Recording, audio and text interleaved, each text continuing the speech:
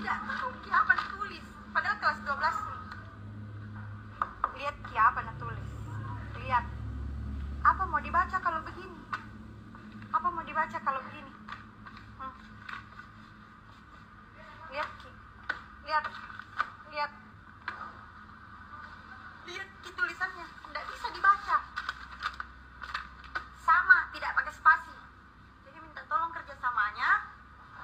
Ajari Ki anakku untuk menulis. Karena SMA tidak tahu baca. Baik Bapak Ibu semuanya, orang tua, siswa mungkin yang melihat video ini. Tadi sama-sama sudah kita lihat bagaimana seorang guru SMA, ibu ini menjelaskan tulisan selevel anak SMA masih jelek dan tidak bisa dibaca, nyaris tidak bisa dibaca, hanya bisa satu kata atau dua kata. Dan ini banyak mendapat sorotan dari publik dan mendapatkan view videonya ya lumayan viral ya. Sehingga banyak komentar yang menyudutkan ibu guru tersebut dan ada juga yang menyalahkan sistem pendidikan dan ada juga yang menyalahkan guru. Ada juga yang membela ibu guru tersebut. Nah, di sini saya tidak akan menyalahkan ibu itu lagi karena ibu itu sudah klarifikasi dan memohon maaf atas video yang telah dibuatnya itu sehingga menjadi gaduh di dunia pendidikan kita saat ini. Nah, ini ada sisi baik dan ada sisi jeleknya juga. Sisi jeleknya ya memang guru tersebut menyudutkan atau ibaratnya menjelekkan guru SD. Tetapi di situ maksudnya saya melihat juga ada juga introspeksi dari guru SD. Kita seorang guru harus berjiwa besar. Jika itu memang ada kekurangan di SD, di sekolah dasar, ya kita perbaiki. Kita sama-sama perbaiki. Dan kita juga tidak boleh anti protes gitu. Iya kan? Kenapa begitu? Karena kita mengajarkan anak didik kita untuk berpikir kritis juga Bapak Ibu. Ya. Jadi di mana salahnya? Ya memang guru tidak bisa disalahkan juga. Karena di situ ada peran dari orang tua. Siswa tersebut juga harus bertanggung jawab dalam hal ini. Nah, di sini saya tidak akan menyalahkan siapa-siapa Bapak Ibu. Tidak akan menyalahkan siapa-siapa. Karena ini memang faktanya demikian begitu. Tulisan anak-anak sekarang beda dengan tulisan anak-anak dulu atau zaman-zaman anak kelahiran 80-an Bapak Ibu, 70-an mungkin. Karena ketika itu kurikulumnya Bapak Ibu masih menggunakan yang namanya calistung, baca tulis hitung di SD.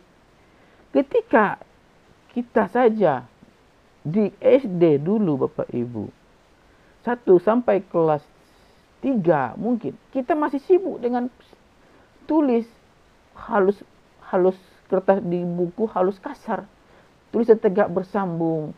Nah, disinilah saya melihat peran kurikulum di sekarang tidak keterampilannya kurang diasah begitu Bapak Ibu, keterampilan dalam hal menulis. Dan bahkan saya melihat ada beberapa sekolah di SD kelas 1 sudah bukunya, saya melihat buku anak saya,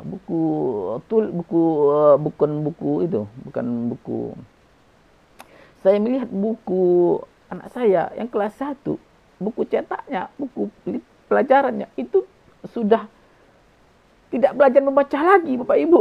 Memang sudah buku yang anak kelas ya mungkin kelas 6 SD saya. Jadi menurut saya anak SD kelas 1 sampai kelas 3 itu tidak harus diwajibkan bisa membaca Bapak Ibu. Nah, di sini guru SD menganggap anak-anak itu bisa jadi, ini bisa jadi ya. Jangan menyalah. Saya tidak juga memojokkan satu-satu. Bisa jadi ada salah satu guru menganggap anak yang kelas 1 SD itu sudah bisa membaca dan menulis. Dan ini juga tidak bisa kita salahkan gurunya, karena memang kurikulumnya seperti itu sekarang, ya kan. Kurikulum kita memang maju, ya kan. Tapi kita tahulah masyarakat kita, negaranya masih berkembang. Belum bisa lah disamakan dengan negara yang maju yang katanya kurikulumnya nyontek dari Finlandia, ya kan. Negara yang katanya pendidikannya terbaik di dunia, yang warganya rata-rata warga bahagia. Ya kita tahulah, ya kan. Di sana orang tidak memikirkan lagi yang namanya ini melenceng sedikit lagi nih Bapak Ibu. Kita tahulah di negara itu orang tidak lagi memikirkan isi perut Bapak Ibu. Maaf. Karena dari situ pendapatan per kapitanya udah di atas kita. Ya, intinya ekonominya udah bagus ya, tidak memikirkan. Nah, beda dengan kita. Kita masih berkembang Bapak Ibu. Ya, kita aja masih apalagi sekarang kan masih gizi kita masih bermasalah juga. Nah, Bapak. Tapi kita nggak usah bahas itu lagi. Kita masih kembali lagi ke pembahasan awal ya Bapak Ibu ya. Jadi tadi itu ya pendapat saya ya, tidak ada yang disalahkan. Ya walaupun kita sesama introspeksi saja Bapak Ibu. Jadi faktor-faktor yang bisa saya tangkap di sini yang mempengaruhi pikiran siswa, kenapa bisa jelek setelah sampai di SMA, itu banyak beberapa faktor Bapak Ibu. Karena sekarang Bapak Ibu, ya saya nggak jauh-jauh ya Bapak Ibu ya, saya tidak jauh-jauh lihat, saya lihat anak saya saja. Mana catatannya nak? Mana? Ya ini Pak, di buku jawabannya di buku cetaknya. Memang anak-anak itu punya buku cetak masing-masing, satu novel, dan mengerjakan soalnya centang bulat aja atau dicentreng. Jadi di mana anak itu mencatat atau mengerjakan soal dengan melatih skill keterampilannya dalam menulis? Itu bisa kita pertanyakan. Mana buku catatannya? Tidak ada. Jadi apa? Ya buku itu yang dibahas, Bapak Ibu, guru. Jadi di sini bisa kita simpulkan mengapa keterampilan menulis itu sekarang menjadi lemah di dalam kurikulum kita, yaitu tadi Bapak Ibu. Di kelas 1 sampai kelas 3 harus apa? Jangan ada lagi fokusnya ke materi-materi yang saya rasa itu sudah tinggi sekali materinya. Fokuskan saja dulu calistungnya, baca, tulis, hitung. Fokuskan saja dulu. Ya kan? Kita latih. Karena itu dasarnya Bapak Ibu. Dasar pendidikan kita itu. Baca, tulis, hitung. Walaupun anak didik kita bisa. Ini mama bicara ini saya potong lagi. Bahkan videonya beberapa viral ada yang belum bisa baca Bapak Ibu. Dah SMA. Belum bisa baca lancar ya. Masih terbata-bata. Ini ada apa dengan kurikulum kita? Pasti dipertanyakan. Ini saya terlalu banyak berbicara, nanti takut saya disalahkan. Tapi saya disclaimer dulu ya. Ini hanya pendapat-pendapat, cerita-cerita. Ya, apa namanya. Ya, kalau memang ada baiknya diambil. Kalau ada buruknya, saya minta maaf. Begitu, Bapak Ibu. Nah, di samping itu juga ada pengaruhnya lagi Bapak Ibu. Apa? Teknologi Bapak Ibu. Ya kan? Sejak corona melanda Indonesia, teknologi itu sangat aktif sekali di kalangan si peserta didik. Tugasnya melalui WA. Ya kan? Aduh.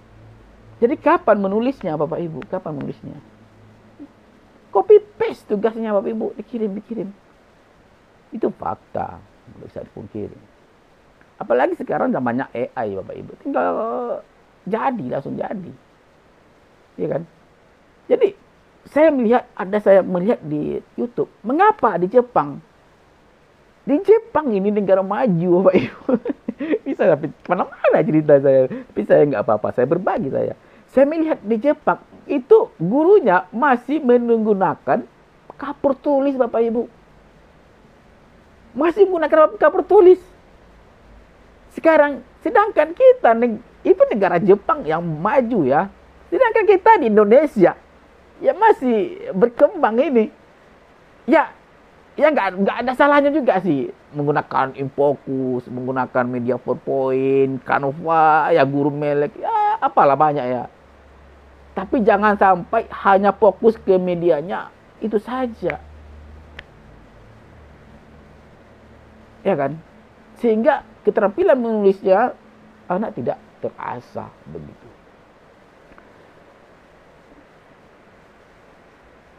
Nah, belum lagi memang tantangan guru di zaman teknologi ini memang berat, Bapak Ibu. Karena kan keterampilan menulis itu kan keterampilan ya, karena menulis. Jadi anak itu kebiasaan menulis atau scroll TikTok atau scroll media sosial lainnya atau mengetik di Android atau di handphonenya dengan cepat. Nah, sehingga jarinya tidak terlatih untuk menulis dengan perlahan, kemudian menikmati tulisan tersebut. Nah, di sini kita bisa melihat bahwa kalau tulisannya saja jelek, bagaimana Bapak Ibu membacanya? Berarti di sini literasinya juga jelek, Bapak Ibu.